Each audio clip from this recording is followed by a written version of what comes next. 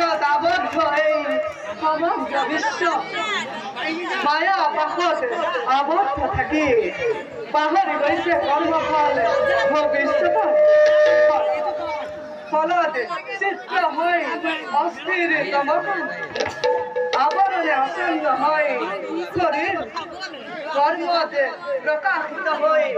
চেতনা পুরার বৃদ্ধি ঘটে প্রভাব ধর্ম হেনে হেনে চিন্তার মায়া রাখিতাবদ্ধ ব্রহ্মদেবর মানব পুত্র যাও যাও এবে মই ভগবন্ত বিষ্ণু করিতে দূর করুন গই